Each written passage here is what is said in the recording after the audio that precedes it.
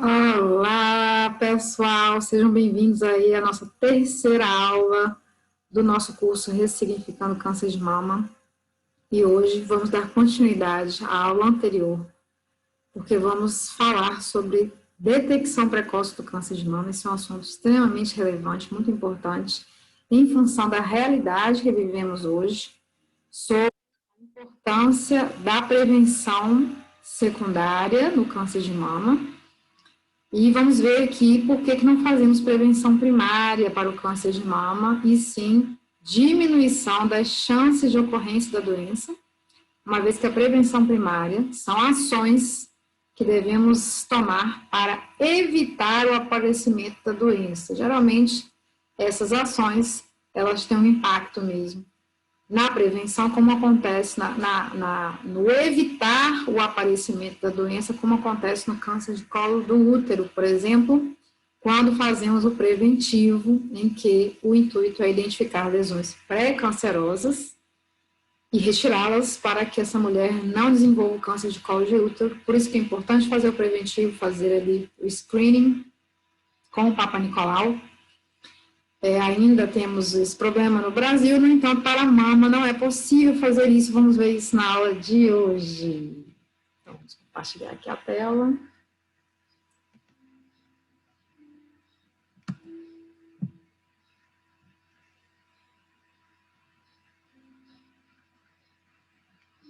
Então, vamos lá. A importância dos exames de rastreio para o câncer de mama, esse é o tópico da aula de hoje, mas como sempre, nós, além de entendermos que todo profissional de saúde que atende mulheres deve saber sobre a detecção precoce do câncer de mama, porque sim, vocês podem ter aí no seu consultório mulheres que não têm o câncer de mama ainda, mas que estão aí, vamos colocar aí em uma caminhada acelerada para o adoecimento. Então, o intuito também é fazermos prevenção dentro do consultório, não só o tratamento, evitar mesmo o aparecimento da doença, ou melhor, diminuir as chances dessa mulher desenvolver câncer de mama. E essas mulheres são essas que vocês já atendem no consultório. Então, é importante que todas saibam sobre detecção precoce do câncer de mama, sim. Bom, a gente viu na aula passada, vamos fazer só uma recapitulação aqui, sobre o adoecimento da mama na visão tanto da medicina chinesa quanto da oncologia clínica. Nós vimos quais são os meridianos envolvidos, os meridianos principais, os secundários e os originais, as principais síndromes energéticas envolvidas no adoecimento do câncer de mama, e isso aqui já nos coloca em posicionamento de ação, porque se a gente tem síndrome energética, se a gente tem problemas energéticos reais instalados, nós temos o que fazer, nós temos intervenções, e nas próximas aulas nós vamos ver sobre isso. Além disso, qual que é o raciocínio baseado nos 8 princípios e na teoria dos 5 elementos. Então, foi isso que a gente viu na aula passada. E hoje, nós vamos ver a diferença entre prevenção e detecção precoce, sobre o autoexame das mamas, a diferença para o exame clínico das mamas, a mamografia, a ultrassom e a ultrassonografia e a ressonância magnética das mamas, e aí os marcadores tumorais que podem ser envolvidos nesse processo ou não. Bom, antes de mais nada, vamos classificar essa mulher aqui, esse quadro é extremamente relevante, para que a gente consiga mapear essas mulheres que estão no nosso consultório e que não adoeceram ainda. Então, existem 3 classificações gerais desse risco de adoecimento. E aí a gente tem pacientes que têm um risco, vou começar aqui de baixo, para o câncer de mama pouco elevado, ou seja, são aquelas mulheres que tiveram uma menarca precoce, abaixo dos 12 anos, que tiveram uma menopausa tardia, assim, acima dos 55 anos, que tiveram sua primeira gestação após os 34 anos, que são obesas, sedentárias, consomem aí muitos alimentos gordurosos, ou que fazem terapia de reposição hormonal por mais de 5 anos, além de ingestão alcoólica excessiva. Esse conjunto de dados aqui nos falam sobre um risco, mas é um risco pouco elevado. O risco médio para o câncer de mama é quando essa mulher tem uma mãe ou uma irmã com câncer de mama na pós-menopausa. Então, anotem esses dados, perguntem sobre esses dados, porque eles são muito importantes para a classificação desse risco. Além disso, essa mulher que nunca engravidou também tem um risco médio e que, por acaso, tem alguma antecedência, alguma história aí de hiperplasia epitelial sem atipia ou macrocistos apócrinos. Se você tiver uma mulher com algum resultado desse aqui, em algum exame que ela tenha feito e ela se encontrar com esses outros dois critérios, ela está em risco médio para o desenvolvimento do câncer de mama. E mulheres com alto risco, risco muito elevado, são aquelas que têm mãe ou irmã com câncer de mama na pré-menopausa, que é antes da menopausa. Mais uma vez, um antecedente, uma história de hiperplasia ductal atípica ou carcinoma lobular in situ. Existem mulheres que têm esse tipo de diagnóstico aqui, elas acabam caindo nesse risco mais elevado. Ou uma suscetibilidade genética comprovada, principalmente a mutação de BRCA1 e 2, o que é muito indicado a pesquisa, a investigação genética, quando existe essa situação aqui de cima, tá bem? Então, muito cuidado com esses dados, vamos colocar isso no prontuário, vamos investigar isso nas mulheres que a gente já atende. E não só elas, mas a gente mesma, nós mesmas, ou as nossas conhecidas, as nossas vizinhas, as nossas primas, familiares, pessoas próximas, eu acho que vale a pena, tá? Pronto, a prevenção e a detecção precoce são ambas as formas que a gente utiliza, que tem uma bela imagem do exame de mamografia, que objetivam diminuir a mortalidade pelo câncer de mama. A gente já viu as estatísticas, a gente já viu os números mundiais, e é mesmo um evento importante em que precisamos pensar na diminuição da mortalidade. Então, essas duas ações são ações objetivas com esse foco. E a prevenção, diferente da detecção precoce, ela tem alguns objetivos. A prevenção primária é aquela em que a gente controla os fatores de risco para a diminuição da chance de desenvolvimento do câncer de mama, conforme eu já disse. A prevenção secundária, ou seja, aqui a gente não tem exames, aqui a gente não tem nada que possa evitar o aparecimento da doença, e sim diminuir a chance dela ocorrer, tá bem? A prevenção secundária visa diagnosticar o câncer de mama precocemente, ou seja, é um câncer já instalado, é um tumor real que está ali no corpo da mulher, está no seio da mulher, mas que o objetivo da prevenção secundária é a visualização em tamanhos pequenos, para que eu consiga ter melhores chances de tratamento, melhores chances de cura. A gente tem aí 80% dos casos de câncer de mama curáveis. No entanto, isso depende muito do tamanho que é diagnosticado, quanto menor, melhor.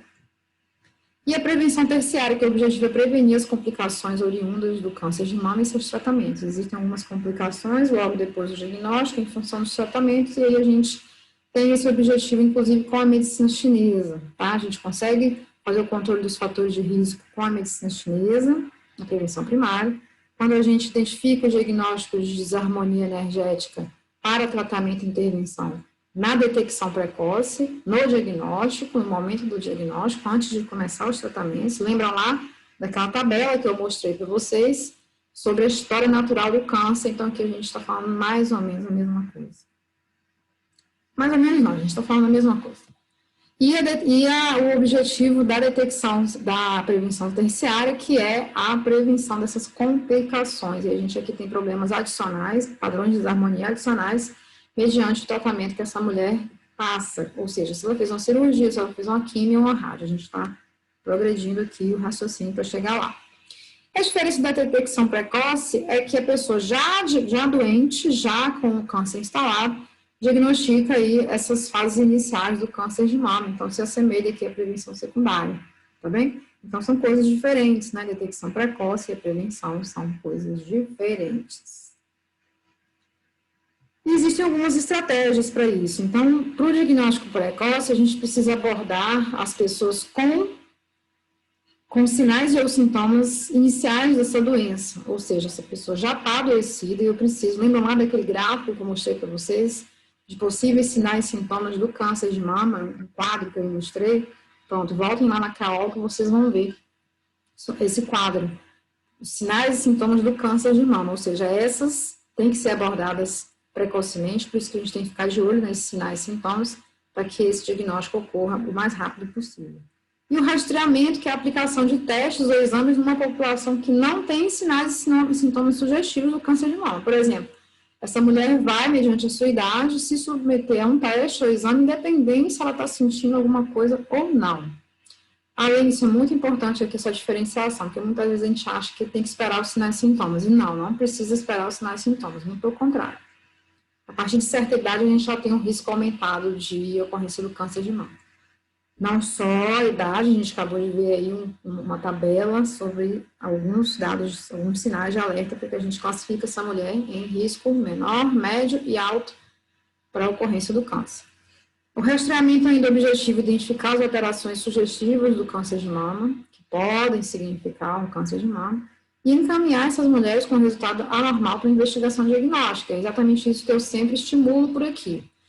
Viu que essa mulher está com um quadro sugestivo do câncer de mama, não segura essa mulher no seu consultório, encaminha ela para um médico, para um serviço de unidade básica de saúde, por exemplo, também, para que ela comece aí o processo de rastreio e detecção precoce desse câncer, tá bem? Mais especificamente a detecção precoce, né?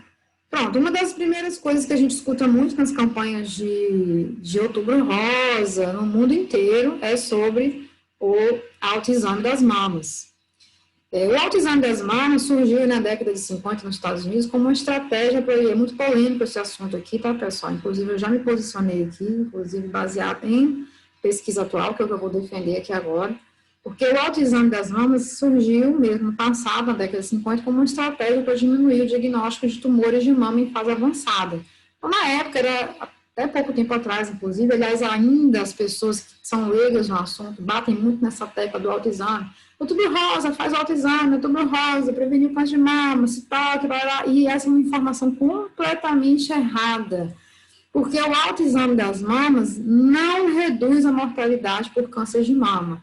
Essa descoberta foi feita na década de 90, isso tem mais ou menos uns 20 a 30 anos, por ensaios clínicos randomizados, por pesquisas experimentais que compararam o autoexame das mamas como um método diagnóstico, e esses testes, esses estudos, essas pesquisas, todas falharam nesse processo, ou seja, a gente não pode ensinar as mulheres que elas têm que fazer o autoexame das mamas para a prevenção do câncer de mama. Isso é errado falar, tá bem? Principalmente atribuindo uma técnica, atribuindo aí uma periodicidade, uma frequência, uma melhor época para fazer isso não deve ser ensinado para as mulheres, e sim uma forma para que elas façam um autoconhecimento delas mesmas, do corpo delas, mas a gente não pode informar que o autoexame das mamas substitui as outras formas de avaliação da mama, tá bem? É uma estratégia aí, inclusive, retomando o que eu falei agora há pouco sobre a consciência dessa mulher para a saúde das suas mamas, então ela deve ser ensinada para a mulher ganhar consciência e não para que ela detecte o câncer de forma precoce. Então, foi uma estratégia do Breast Awareness sobre o ganho de consciência para a saúde das mulheres, das mamas para estas mulheres. E aí, sim, fazer com que elas reconheçam o seu corpo, a sua mama, para a importância do diagnóstico precoce e orientar outras mulheres que notem aí mudanças nas mamas em diferentes momentos do ciclo da vida, mas nada muito fixo. A orientação, então, qual que é? Palpar as mamas livremente e sempre se sentir confortável para tal. Ponto. Não há necessidade de técnica, de ensino de técnica de autoexame, não há uma periodicidade, não há uma valorização aí da descoberta da casual de pequenas alterações, não vamos valorizar isso nas mulheres e sempre orientar que elas procurem auxílio médico, auxílio de um posto de saúde na unidade básica, tá bem? Então, o rastreamento propriamente dito, que é uma recomendação global, ele ocorre, começa do câncer de mama a partir dos 50 anos de idade. Dos 50 aos 69 anos, que é onde mesmo a faixa etária que mais está incidente essa doença. Então, quando a gente aplica essas técnicas de rastreamento, existe mesmo uma real redução da mortalidade e há um balanço aí que a gente tem que observar entre benefício e danos das indicações. Os benefícios são todos muito perfeitos, né? O melhor prognóstico, tratamento mais efetivo, menor morbidade, fazendo com que essas mulheres alcancem aí essa taxa de 80% de cura, que eu coloquei mais atrás. Existem alguns danos também, a gente tem que fazer esse balanço, né, entre benefícios e danos, porque podem haver falsos positivos, exames que atestam um câncer, um tumor, sendo que não há nada ali, isso leva a uma ansiedade, a um excesso de realização de exames.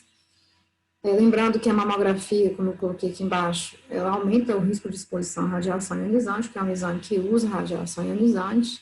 Essa radiação é sempre associada a danos celulares.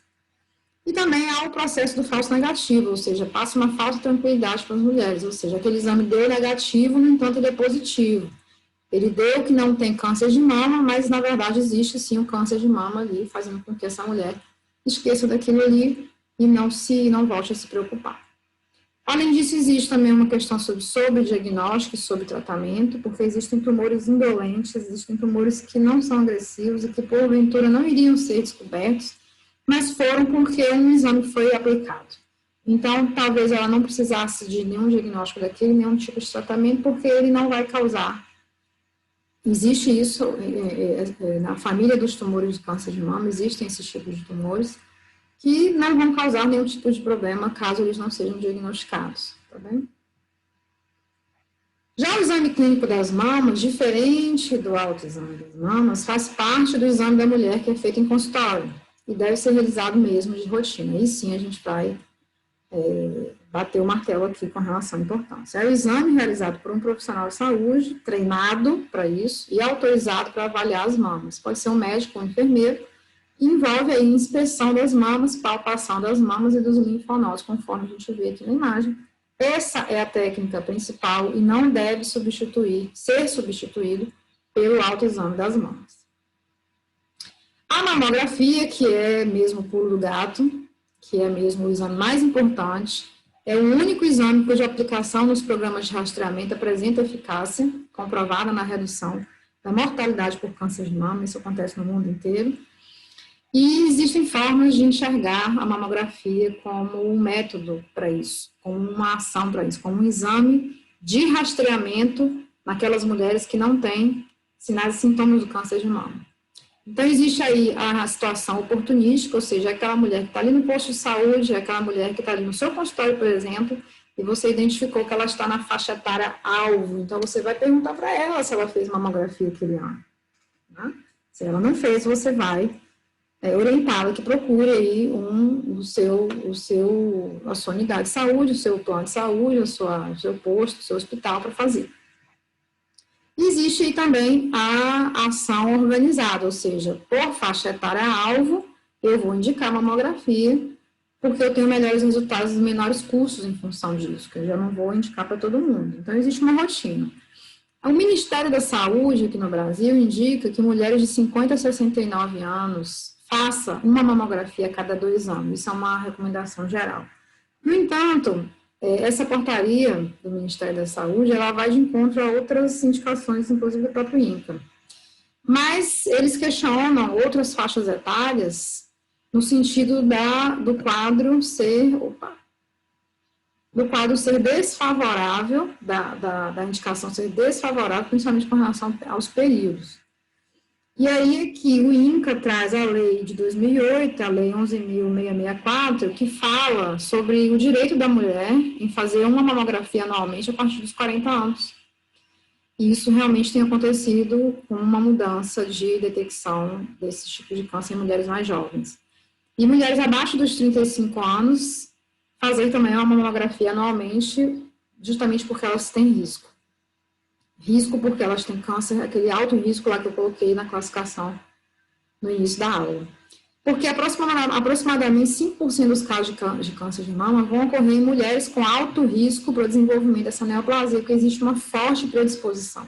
São aquelas que têm uma mãe ou uma irmã com câncer na família diagnosticado na pré-menopausa, e principalmente elas devem ser investigadas aí com a mutação genética BRCA1, BRCA2. Justamente por isso, né?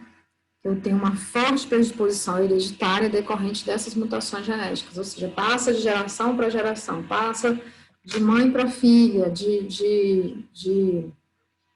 da primeira geração para a segunda. Então, esses genes BRCA1 e BRCA2 vão caracterizar aí a síndrome de câncer de mama e ovário hereditário, também envolve o ovário, tá? Ou seja, está envolto aí a 70% a 80% dos casos dessas mulheres que têm alto risco.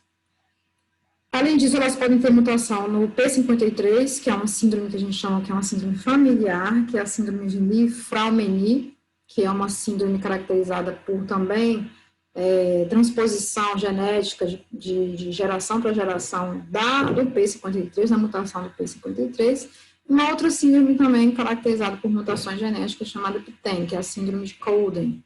Dessas mutações genéticas que vão sendo herdadas de mãe, de geração para geração, de mãe para filha, devem ser levadas em consideração para o alto risco, e essas mulheres devem fazer a mamografia a partir dos 35 anos, sim.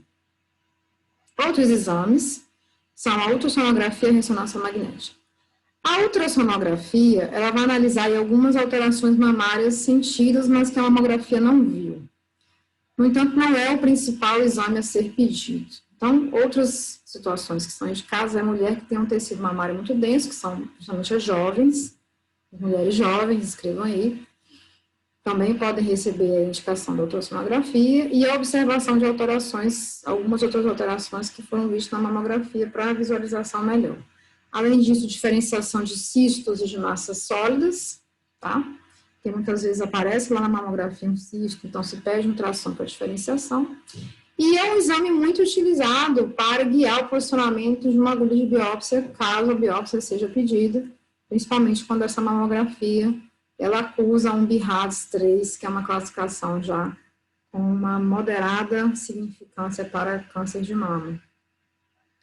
E a ressonância magnética, ela é um tipo de exame que não leva radiação ionizante, mas é uma visualização, um exame que permite a visualização do câncer de mama não visto na mamografia. Mas ela não deve ser usada para rastreamento de pacientes assintomáticos, como é indicada a mamografia, devido aos falsos positivos.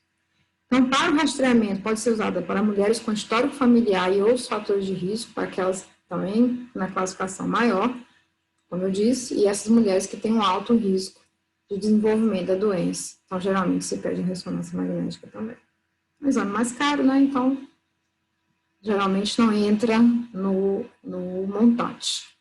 Sobre os marcadores tumorais, que a gente tem que entender que essas substâncias são aquelas em que estão presentes no tumor, no sangue ou outros líquidos biológicos. Na verdade, são proteínas que o tumor secreta, pode parar no sangue, outras áreas corpóreas, e são produzidos principalmente por ele, mas não necessariamente só por ele, e secundariamente pelo paciente em resposta à presença de algum tumor.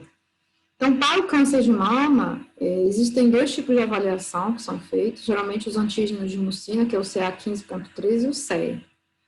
Mas esses marcadores tumorais não servem como método de rastreio, e são sim são técnicas, são são exames que se usam para avaliar a resposta ao tratamento, e não como método de rastreio, tá bem? Então, para concluir a nossa aula de hoje, nós vimos aí que não conseguimos evitar o aparecimento do câncer de mama e sim diminuir as chances desse câncer ocorrer. Daí a importância dos exames de detecção precoce, que vocês já sabem agora indicar para as mulheres que estão ao seu redor.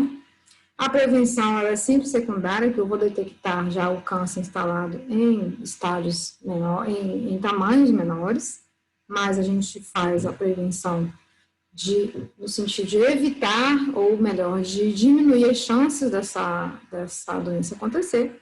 O principal exame de rastreio é a mamografia e o autoexame das mamas, nem os marcadores tumorais não devem ser ensinados aí como método de detecção precoce para essas mulheres. Estão aqui as minhas referências usadas para a aula de hoje. E mais uma vez, o câncer não espera, já que vocês estão aqui. Eu sei que nós vamos juntas promover saúde e longevidade mais uma vez por mais uma aula. Eu agradeço imensamente hoje mais essa oportunidade de estarmos aqui para discutir uma doença séria e trazer informação de qualidade. Então, espero que vocês façam a diferença aí na vida dessas mulheres que estão ao seu redor E vamos para a próxima aula. Até mais!